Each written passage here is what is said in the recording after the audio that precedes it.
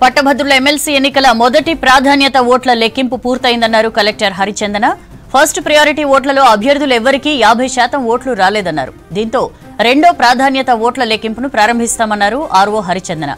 అభ్యర్థులు ఓట్లను చూపించాలనడంతోనే ఓట్ల లెక్కింపు ఆలస్యమవుతోందన్నారు.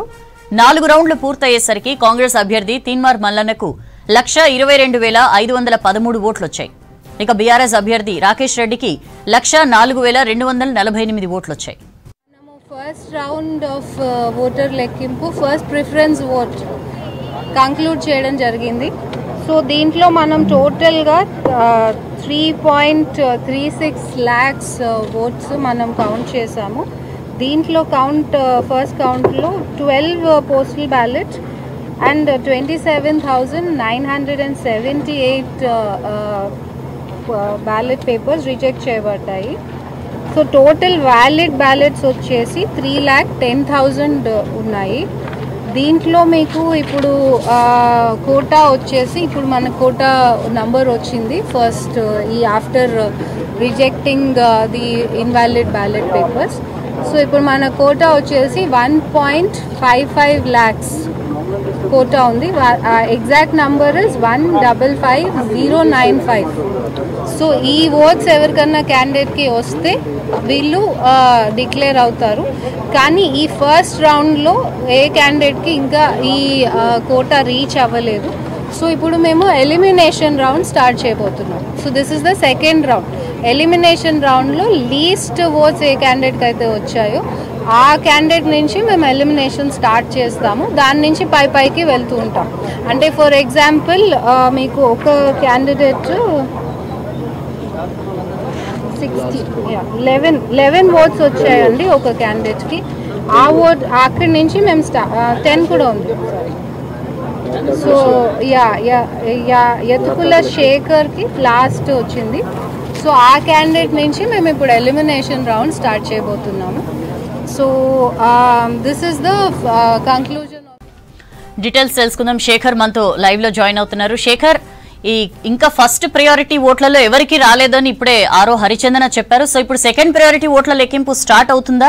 ఎంత టైం పడుతుందా అదంతా ఫినిష్ చేశారు? సౌజన్య, ఉమ్మడి నల్గొండ, ఖమ్మం, వరంగల్ పట్టభద్రుల ఎమ్మెల్సీ ఎన్నికలకు సంబంధించి నిన్న ఉదయం 8 గంటలకు ప్రారంభమైన కౌంటింగ్ ప్రక్రియ ఈరోజు సాయంకాలం ఫస్ట్ ప్రయారిటీ ఓట్ల కౌంటింగ్ అయితే పూర్తయింది. ఇప్పటికే 4 రౌండ్లలో మొత్తం కూడా 96,000 చొప్పున కూడా ఫస్ట్ సెకండ్ 3 రౌండ్లు కూడా 96 టేబుల్లలో 96,000 చొప్పున ఓట్లను కౌంట్ చేశారు. లాస్ట్కి వచ్చేటప్పటికి 41,000 పైసలకు ఓట్లను కౌంట్ చేశారు. ఓవరాల్గా ఇప్పటి వరకు 4 రౌండ్లు అయితే ఫస్ట్ ప్రయారిటీ ఓట్లలో 4 రౌండ్లు పూర్తయ్యాయి. ఫస్ట్ ప్రయారిటీ ఓట్లలో 50%కు ఒక ఓటు ఎక్కువ వస్తే వాళ్ళని అభ్యర్థి ఎమ్మెల్సీగా గెలుపొందినట్లుగా ప్రకటిస్తారు. కానీ ఎవరికి కూడా ఫస్ట్ ప్రయారిటీ ఓట్లలో కావాల్సిన కోటా రాకపోవడంతో సెకండ్ ప్రయారిటీకి పోతున్నామని చెప్పేసి ఇప్పటికే ఎన్నికల రిటర్నింగ్ అధికారి దాసరి హరిచందన చెప్పుకొచ్చారు. ఇప్పటికీ ఓట్లకు సంబంధించి చూస్తే ఫస్ట్ ప్రయారిటీ ఓట్లకు సంబంధించి ఒకసారి చూద్దాం. ఫస్ట్ ప్రయారిటీ ఓట్లలో తీన్మార్ మల్లన్నకు ఇప్పటికీ 18,565 ఓట్ల లీడులో ఉన్నారు. ఇక సెకండ్ ప్రయారిటీ పోయేటప్పటికి కౌంటింగ్ ప్రక్రియ మరికొద్ది సేపట్లో ప్రారంభంగా ఉంది. ఇక తీన్మార్ మల్లన్నకు సంబంధించి ఓవరాల్గా ఓట్లు చూస్తే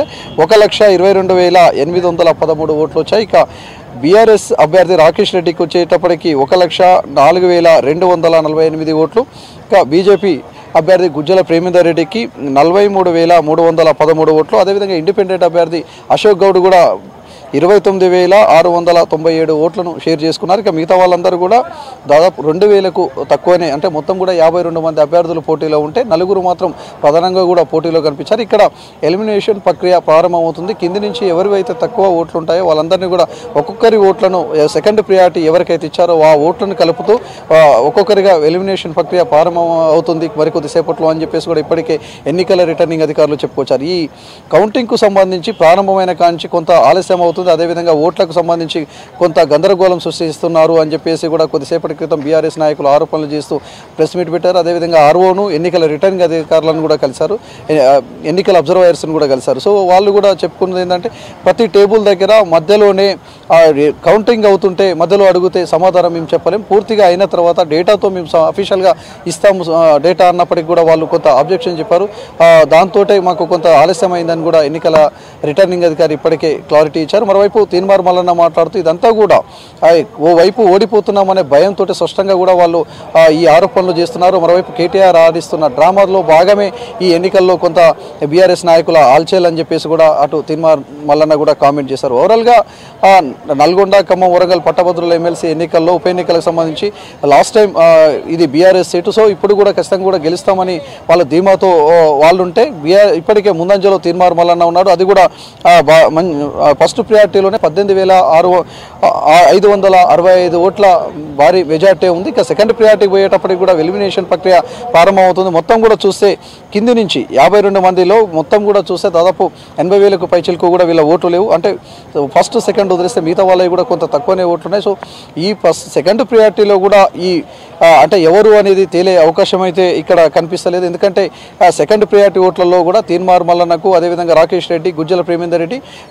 స్వతంత్ర అభ్యర్థి అశోక్ గౌడ్ వీళ్ళందరూ కూడా మళ్ళీ సెకండ్ ప్రియారిటీ ఓట్లలో కూడా కొంత ఓటింగ్ని షేర్ చేసుకున్నారు. సో ఇదంతా కూడా అంటే ఈ కౌంట్ ఇది మొత్తం కూడా కౌంట్ అయ్యే వరకు కూడా అంటే ఒక తేలకపోతే సెకండ్ ప్రియారిటీలో 50% కోటా రాకుండా సెకండ్ పర్సన్ కూడా ఎలిమినేట్ చేయాల్సి వస్తే మాత్రం చివరికి రాకేష్ రెడ్డికి సంబంధించి కూడా ఓట్ల లెక్కింపు జరిగే అవకాశం కూడా ఉన్నది. రాకేష్ రెడ్డికి సంబంధించి ఎన్నైతే ఓట్లు వచ్చాయో సెకండ్ ప్రియారిటీ ఓట్లు తీన్మార్ మల్లన్నకి ఎన్ని వచ్చాయనేది కౌంట్ చేస్తారు. ఆ తర్వాత ఒకవేళ ఏవైతే కోటాకు సంబంధించి 50% ఓట్లు అదేవిధంగా ఒకటి ప్లస్గా ఉంటే ఆయనని ఎమ్మెల్సీ అభ్యర్థిగా చెప్తారు. లేదు అని అంటే డిక్లేర్డ్ గా చేస్తారు ఎలక్షన్ కమిషన్. గతంలో కూడా అదే జరిగింది, ఈసారి కూడా అదే జరుగుతుంది అనేది కొంత మనకు అంటే ఇక్కడ ఉన్న ఓటు బ్యాంకుని కావచ్చు ఇదంతా కూడా చూస్తే మనకు స్పష్టంగా కూడా అర్థమవుతుంది. ఓవరాల్గా ఈ ఉప ఎన్నికలకు సంబంధించి 2 తెలుగు రాష్ట్రాలు కూడా చాలా ఇంట్రెస్ట్గా చూస్తున్నాయి. ఎందుకంటే గతంలో కూడా తీన్మార్ మల్లన్న ఒక ఇండిపెండెంట్ అభ్యర్థిగా స్వల్ప ఓట్లతోటే ఓడిపోయాడు. అదేవిధంగా పల్ల రాజేశ్వర రెడ్డి మీద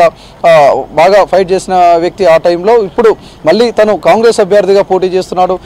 ఎట్లా ఉంటుంది ఈ గెలుపుకు సంబంధించి ఎలాంటి అవకాశాలు ఉంటాయి అనేది చాలా ఆతృతగా చూస్తున్న పరిస్థితి. ఇక 34 నియోజకవర్గాలు, 5 అసెంబ్లీ స్థానాలు, 5 పార్లమెంట్ స్థానాలతో పాటు మొత్తం కూడా దాదాపు 12 జిల్లాలతో పాటు మిగతా 2 తెలుగు రాష్ట్రాలు కూడా చాలా ఇంట్రెస్ట్గా చూస్తున్న ఎన్నికలు ఇవన్నీ చెప్పుకోవచ్చు. దానిలో భాగంగానే ఈ కౌంటింగ్ ప్రక్రియకు సంబంధించి మాత్రం ఎలాంటి అడావిడి లేకుండా చాలా కూల్గా చేస్తున్నాం. ఎలాంటి అంటే మా తరపున అంటే అధికారుల తరపున ఎలాంటి ఆరోపణలు లేకుండా ఎలిగేషన్స్ రాకుండా మేము చూసుకుంటూ కొంత ఆలస్యమైనప్పటికీ కూడా చేస్తున్నాం అని చెప్పేసి కూడా ఎన్నికల రిటర్నింగ్ అధికారి చెప్పుకొస్తున్నారు. ఇప్పటికే కౌంటింగ్ సంబంధించి చాలా మురిగిపోయిన ఓట్లు ఉన్నాయి, దీంట్లో చెల్లని ఓట్లు ఉన్నాయి. ఆ ఓట్లకు సంబంధించి వాటిని క్లియర్ చేయడం కోసమే చాలా టైం పట్టింది.